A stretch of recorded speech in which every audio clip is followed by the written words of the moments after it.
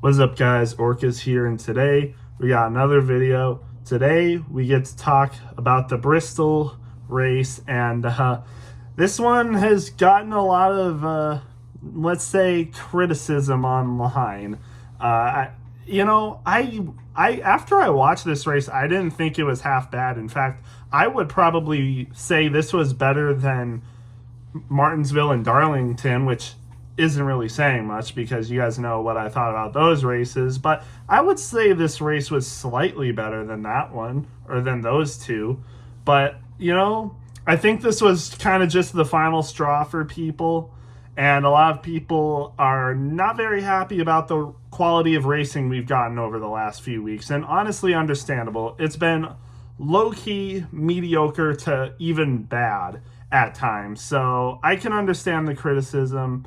It has been, not very quality, good racing. I mean, even my breaking point was honestly last week with Darlington, because Darlington last year was really good, in my opinion. Both races at Darlington were pretty good, in my opinion. But that one was just not good. And Bristol, I think, stepped it up a little bit. You were able to pass a lot better. I think the quality of racing was a little bit better. I think maybe the reason a lot of people are a little bit disappointed is because they were expecting what Bristol was last year.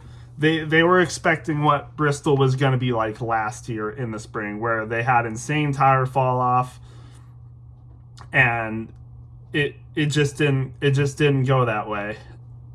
I'll get into the racing, but yeah, when we start the race, people are taking it slow because if you didn't see yesterday when they were practicing, the tire fall off was very drastic. The practice was literally a repeat of what they did last year in the spring race. So people were like, oh shoot, tire fall off is crazy. We're going to get the same exact race, or like basically the same tire fall off as we had last year for the spring race. So people were preparing for that. Even the NASCAR teams and drivers themselves were preparing for that, and it just didn't happen. So once we were like more than like 15 laps through, maybe more than like 20 or 30 laps through, actually, I would say probably past 30 laps through, people were starting to realize, hey, these tires aren't falling off. Let's go full force. And once that happened, you got to see, the racing you would expect at Bristol. And, for the better or for worse, a lot of people would say for the worse, that's what we got. And yeah, that's the kind of racing we got. And I mean, it's hard to not be critical on this race when everyone else is.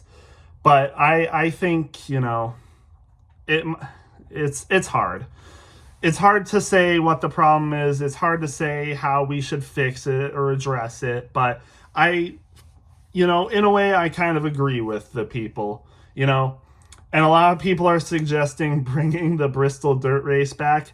I think, I am under the opinion that NASCAR should have a dirt race at least once a year. Is Bristol the right track to do that? Should they introduce a different track to do that at? I don't know. But, I mean, I remember I watched the spring 2023 Bristol dirt race. It's one of the only races I remember watching in 2023. But I will say, from what I watched from that race, I would say that it was probably better than this race. I will say that. So, again, I don't know what to do about it. I don't know what we should do about it. I'm a new fan, I'll leave that up to NASCAR to decide. Maybe they think this is fine. I don't know. But it's tough. And I hope we get to see better racing. Hey, we get a much-deserved break for next week. We get Talladega the week after, so back to a super speedway course. Hopefully it's not a stupid fuel-saving race, or, like a fuel-saving race. But I don't know. I'm happy that we are getting back to a super speedway, and then we got Texas the week after, which I think, a lot of people don't like Texas for the racing it had, the last couple years ago. But personally, I liked Texas in 2024. So I don't have negative opinions or thoughts of what will happen with Texas. I think the racing will pick up. We also get Kansas in May, so we got some good races coming up in my opinion. Assuming Talladega is actually pretty good and they run hard for most of the race, I think that will be okay. But as for Bristol, as for another short track race, technically had 3 short track races in a row, which, yeah, I think that's why a lot of people are upset, because it was the same mediocre to bad racing 3 weeks in a row. And I think the fans have kind of had their breaking point. So what really made it bad, though? I guess it was just boring, you know? Some racing is exciting, but there wasn't really a whole lot going on in this race. There was some stuff that went on in this race, and I think personally, like I said, this race was funner to follow along with than the other 2 races, Martinsville and Darlington, which I will say right now, I think this was a 7 out of 10 race. Those other 2 races were like a 6.7. I'd give this race like a 7 out of 10, which is still a mid race, not a good race, but I don't think it was as bad as the other 2 races. Only a slight improvement, which, yeah, probably isn't a great thing when the other 2 races were just barely worse than this one. But I just don't think it was as bad as a lot of people are saying it was, because there was a decent amount of passing. There was a good amount of things to follow with. Like, I really don't think it was that bad. But again, I think sometimes it also depends on mindset, and my mindset for this race was just to enjoy it. As compared to the other 2 races, I just wasn't, maybe not in the right mood for it. I don't know. But this race was fine. But let's get into the race. Like I said, once we had like 30 laps, the drivers realized that it wasn't going to be the same race as spring, so they floored it. You saw people like Kyle Larson go right to the front. You saw people like even Justin Haley and Carson Hocevar go right to the front. Denny Hamlin was up there the entire day. And yeah, Kyle Larson dominated this race, by the way. Won both stages, got the win. I mean, he just dominated this race. I'm not sure how many laps he led, but I think it was definitely over half the race. I would say he probably led over 350 laps, to be honest. Maybe over 300. Maybe not over 350, but possibly over 300. Like, he dominated this race. And a lot of people, I think a lot of people, or even some of the people in NASCAR would say, oh, people didn't like this race because Larson just dominated it the entire time. I don't think that's the case. It just was a standard race. Like, there wasn't really anything insanely exciting. There was only 1 caution, by the way, for Shane Van Gisbergen, of course. But there was, it wasn't amazing to follow up on. I think the pit stop stuff was interesting. The strategy, especially towards the end, I think most of it was forgettable. I will say that, but I don't know. I enjoyed it for what it was. So yeah. Again, not really much to talk about though. Let's honestly just get into the drivers, because I think I'll have more to talk about when I talk about the individual drivers. Like I said, Kyle Larson won this race. Good job for him. It was in commemoration for someone who passed away in their camp for Hendrick Motorsports. I forgot his name. I'm sorry. They mentioned it so many times. I don't know how I've forgotten it, but it was in commemoration for one of the people who worked for Hendrick Motorsports. So that was sad, but it's nice that Larson was able to get a win for him. I appreciate that. I like that story. So Kyle Larson wins his 2nd race of the season. And by the way, Hendrick Motorsports and Joe Gibbs Racing have combined for 8 of the 9 wins this year. They have 8 of the 9 wins this year, and the only other person that's won is Josh Berry. That is crazy to me. I mean, JGR and Hendrick Motorsports dominance continues, and people say there's too much parity in this sport. I think not. It's 8 of the 9 drivers that have won so far this year. We are a fourth of the way through all of the races this year, and 8 of them have gone to 2 teams. I don't think that's parity, to be honest. Josh Berry winning was definitely a shocker, but I don't think we're seeing a ton of parity this year so far. So congrats to Hendrick Motorsports. They've gotten another win. I think JGR still has the lead, of course, actually, yes, because Kyle Larson has 2 wins, William Byron has 1 win, but then you have Denny Hamlin who has 2 wins and Christopher Bell who has 3 wins. So 5-3 between the 2 teams. JGR has the lead right now, and both teams performed decently well today.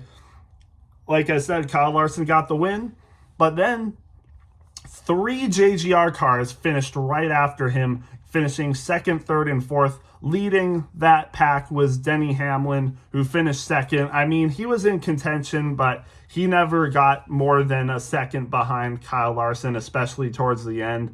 You know, lap traffic did make a pretty big difference in the final stage when we were only. It was full green flag racing for the final stage. No cautions in the final stage at all. I think the only caution that happened was it was either like close to the end of stage 1 or it was like right around the beginning of stage 2, and that was it. And yeah, I mean, that was it, really. Only 3 cautions this race, only 1 for cause. That is wild to me. And like I said, Shane Van Gisbergen brought about the only caution. But there were other things that did happen. I will talk about Alex Bowman, who was running really good this race. Top 5 basically the entire day. Unfortunately, his engine blew up and his day was done. Another person that also got out of this race or, exited the race was Josh Bilicki, unfortunately. And then, like I said, Shane Van Gisbergen hit the wall and just, I guess, had too much damage, maybe broke a toe link or something. So unfortunate for him. Unfortunate for Josh Bilicki, who was a part-time driver for Garage 66. Ended up finishing last place. And then, like I said, Alex Bowman also DNF'd because of his engine issues. But back to the people who finished up front. Like I said, Denny Hamlin, he was close. Almost had 3 wins in a row like his teammate, but Larson was just too good today. No one could catch him. And that kind of really seemed to be the story. No one could catch Larson. I mean, just dominant day, but hey, what are you going to do? He is really good at this sport, and it really is checkers or wreckers for Kyle Larson. Last week, crashes on the 4th lap and then ends up DNFing with 4 laps left in the race. And now he goes from that to absolutely dominating this race.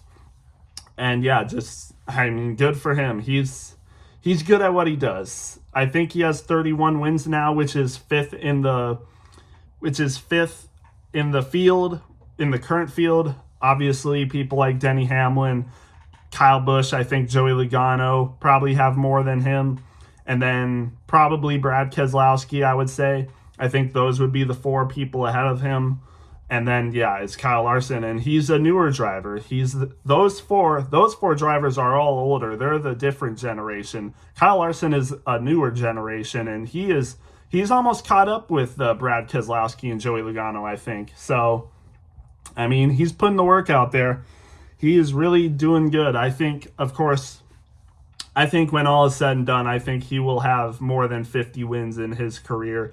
He'll be a Hall of Fame driver for sure. He is just dominant. So, really not much left to say about him. Talked about Denny Hamlin, but finishing 3rd is Ty Gibbs. And Ty Gibbs, as we all know, had a really rocky start to the start of this year. And he has really picked it up since. I think at Martinsville finished 13th, last week finished 9th, and this week finished 3rd. So I think his team is finally starting to figure it out. I think I said this would happen. I'm pretty sure I did say Ty Gibbs would get figured out, and lo and behold, finishes 3rd.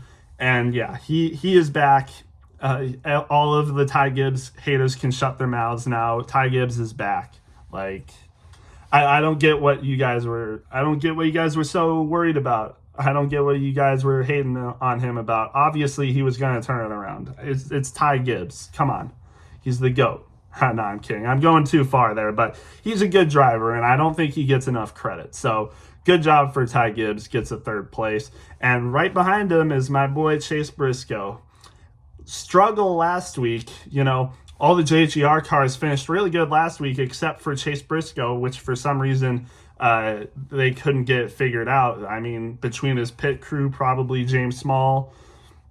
But this race, it was a standard race. So I think this is why Chase Briscoe and his team were able to thrive in it, because it was a standard race. Like, not much to, worry about for this race.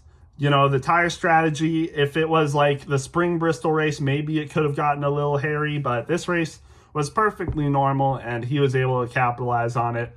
And this, again, I've said this before, but when things go Chase Briscoe's way, when nothing stupid happens, Chase Briscoe is capable of this every week. A 4th place finish, and he made it look easy. Like, again, just if he can do this every week, he will be a great driver, and he should be able to get a win this year. But we will have to wait and see what happens with that. I think he should, but we'll just wait and see. I mean, based on the trajectory with JGR, they have 5 wins already. Chase Briscoe should be due for one. So, yeah, good for him. Ryan Blaney ends up finishing 5th, and when we got to the final stage, we saw the green flag pits, and it seemed like the booth was kind of shocked. Even Larry was kind of shocked that they were pitting so early, and Ryan Blaney didn't. He waited a lot longer than them to pit, and they were questioning that a little bit. They thought he was screwed with how much later he pitted, and there was no caution. But he ends up rebounding for a 5th place finish. I think he started in, once he got out of the pits, he was 14th or 12th, which is still really good. He had a pretty good lead on the field when he pitted still. So when he came back into the field, he was 14th or 12th and was not a lap down. So he was able to make his way up front pretty well and ends up with the top 5. So good job for Ryan Blaney. I mean, a win is coming for him too, you have to imagine. He's already been close. Win should be coming for him soon. He might get it at Talladega because we know he's good at that track.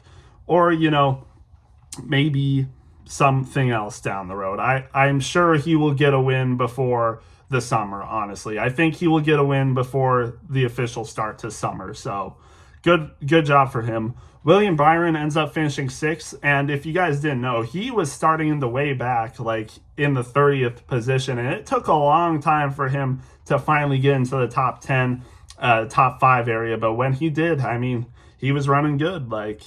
And again, even the booth was surprised, wow, we haven't seen him all day, and now he's here. Yeah, William Byron, pretty good at, playing the long game, because he wasn't up there until a long ways through, but he made it. And Ross Chastain as well. They were both, didn't have good qualifying, but they were able to make it work. So good for them. A great day for them, honestly. I was more surprised to see Ross Chastain up front, and he was someone that really didn't get mentioned a whole lot, but hey, he made his way through the field and was able to get a top 10 finish. Really good stuff for Ross Chastain. You can tell he's definitely a really good driver. I think if he were at JGR or Hendrick, he would be probably considered a top 5 driver in the series, to be honest. But he's with Trackhouse right now, and as it goes for the other 2 drivers at Trackhouse right now, Suarez has had a couple good finishes this year, but you can tell he is definitely not as good as Ross Chastain. And yeah, just a good day for him.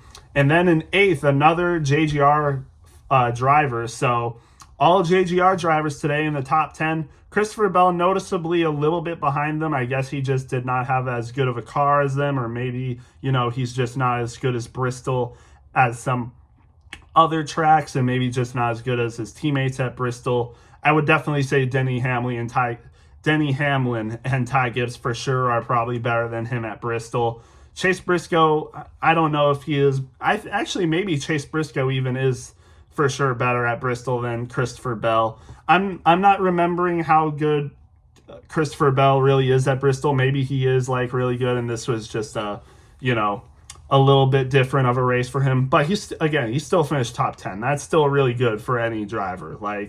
8th place, and I mean he's behind Ryan Blaney and William Byron. You can't really ask for much better for Christopher Bell. That's a good race for Christopher Bell, so I don't want to throw him under the bus. Good race for Christopher Bell. Really good race for AJ Allmendinger. I mean, I don't know what it is, but Kaulig seems to have found something. Ty Dillon didn't end up having that good of a finish, but he was running up top for a lot of this race, and his teammate AJ Allmendinger, who is clearly better than Ty Dillon, let's all be real, but AJ Allmendinger still, I don't think really a lot of people expected a whole lot from AJ Allmendinger this year, besides maybe the road courses. But he has been, having some really good finishes lately. He had a really good finish at Homestead. I think he had a really good finish at Las Vegas, and he's now had a good finish at Bristol. I mean, he has been having some good performances at a variety of tracks. And, from Bristol to Homestead to Coda to even the super speedways, he has been proving himself. I mean, I'm pretty sure he is still in the top 16 for standings right now. If not, he is 17th, I'm pretty sure. So AJ Allmendinger has been having a good start to the year. So really good stuff for AJ Allmendinger. I am happy to see that from him. And then rounding out the top 10, you have Austin Dillon. I think we all know that Austin Dillon is not that great of a driver anymore. Should probably retire soon. He probably will not make the playoffs for the rest of the year for the rest of his career unless he gets like a really lucky win, which admittedly he almost had last year, but that was a really weird race. I'm not sure how he was up there. Something must have happened with that car, but I don't know. He did technically get that win, but didn't make the playoffs off that. But anyway, I'm getting sidetracked. Top 10 for Austin Dillon. I mean, good stuff for him, I guess. Like, good race. And then finishing right behind him as well is Carson Hocevar, who was having a really good day. Fell back a little bit, unfortunately. I'm pretty sure he had a really bad pit stop. It was on the final pit stop. His team had a 22-second pit stop, and that put him far back. 11th place for him, unfortunately. Right behind him, Josh Berry, solid day. All things considered, wasn't really ever in the picture, but hey, top 15 for Josh Berry, especially when he already has a win and is basically locked into the playoffs. Good for him. And then Justin Haley, 13th. I mean, Justin Haley did put on a good race today. He was running second for a good amount of this race. So, I mean, both him and Carson Hocevar had a really good day today. So, good stuff for them, all things considered. I mean, if they can just finish the races how they run them for a good amount of the race like they did in stage 1 and 2, I mean, good things are going to happen for Spire in the future. If they can just learn to finish the races how they start them, they will be good, really good in the future. 14th for Kyle Busch, nothing really much to say about that. Chase Elliott, 15th, just definitely did not have the speed his other teammates had. Was running in the 15th to 20th position all day, so weird stuff for Chase Elliott. I guess this is just not really his track, but still, top 15, nothing too terrible, so hey, we'll give him a break for that. Brad Keselowski finishes the best out of all of his teammates in 16th, which is unfortunate. Not a great day for RFK, especially, for Ryan Preece, who we would think would be good at this track, but I guess just didn't have it in him today. But Brad Keselowski also, he was running in the top 10 for a good amount today, just fell back a little bit. Then 17th, Austin Cindric, not terrible. Tyler Reddick, 18th. And his teammate Bubba Wallace right behind him in 19th. They were running in the top 10 for a good amount of the day. I think it was the pit strategy that screwed them. I'm pretty sure Tyler Reddick did pit on the same lap as Ryan Blaney. He just did not have as good of a car as Ryan Blaney, so he finishes 18th. And Bubba Wallace finishes right behind him. They were doing good, but I think that pit strategy hurt them more than it helped them. Compared to Ryan Blaney, who seemed to perform better on that. But anyways, then 20th, Ryan Preece. I mean, Ryan Preece was probably the best one lap down car all day. I mean, he was putting on a clinic with Kyle Larson. He was not letting Kyle Larson pass him easily. I mean, he looked like, I don't know, like if there, I don't recall any like good lap cars, but he was compared to, all the other people, he was racing Kyle Larson like he was supposed to be up there in the top 5, but no, he was a lap down. But still, 20th place, not terrible for him. But, you know, I think of Ryan Preece as a good short track racer, and I guess he just didn't have the car today. Maybe just unfortunate circumstances, but yeah. 21st, John Hunter Nemechek. Stenhouse finishes 22nd, which is weird. I guess just the randomness sometimes of things that happen, just how things proceeded, that just didn't really help him. He finishes 22nd. He started on the lead, or on the front row, so just weird stuff for him. One of his better tracks, but finishes 22nd. Unfortunate for him. Noah Gragson, 23rd. Logano, 24th, just did not have a good day. He hit the wall hard in qualifying yesterday. You know, had some issues today. But, yeah, just unfortunate day for him, but he'll bounce back. He's still, like, top 10 in points somehow, so I think he's okay. 25th for Buescher, just not the day for him at all. Same for Eric Jones in 26th. He was running up high a lot today. I'm not sure why he was doing that compared to all the other drivers, but he still hangs on for a 26th place finish. Not amazing, but yeah, it's whatever. Zane Smith in 27th, just not a good day for him. Hopefully he'll bounce back. Riley Herbst in 28th. I don't think we're surprised at that. Cole Custer, 29th, same deal. Michael McDowell finishes 30th. Unfortunate day for him. I'm not sure why he performed so much worse than his teammates, but just not a great day, unfortunately. Jesse Love, in his first NASCAR start, finishes 31st. You know, not really much to say. I mean, it's his first start at Bristol of all tracks, so I didn't really expect him to get a crazy finish. I would have hopefully wanted him to, you know, be a little bit better, but you can't really complain all that much. It is interesting, though, to see how much lower he finished compared to his teammates, with Austin Dillon actually getting a top 10 and Kyle Busch getting 14th, and he finishes 31st. But again, it's his first Cup race. Can't really, you know, judge too much on that. Ty Dillon, 32nd, which is unfortunate because he was having a good race, honestly. I'm not sure how he fell back so bad, but yeah, unfortunate for him. Same with Daniel Suarez, 33rd, just not a great day. Corey LaJoie, now part-time driver, finishes 34th. Just a brutal race for some people, and he's one of them. Same with Todd Gilliland. I'm not sure why he finished so low down here. You would expect front row to have a little bit better finishes than this, but just a bad day for some teams like front row.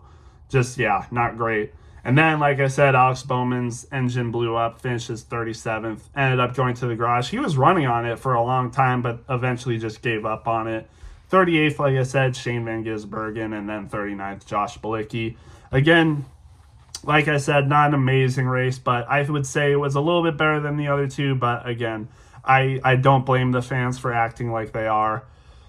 But still, it's okay. Like, hey, we'll get over it, guys. We'll be okay, I promise. But yeah, that's all I have for this video. Let me know what you guys thought of it. And I don't know if I'll make a NASCAR video next week because, again, we're going to be on a break. Maybe I will make a video. Maybe I could rank the drivers' performances based on their standings or what they've done. I don't know. Let me know what you guys think, and we'll see you guys in the next one.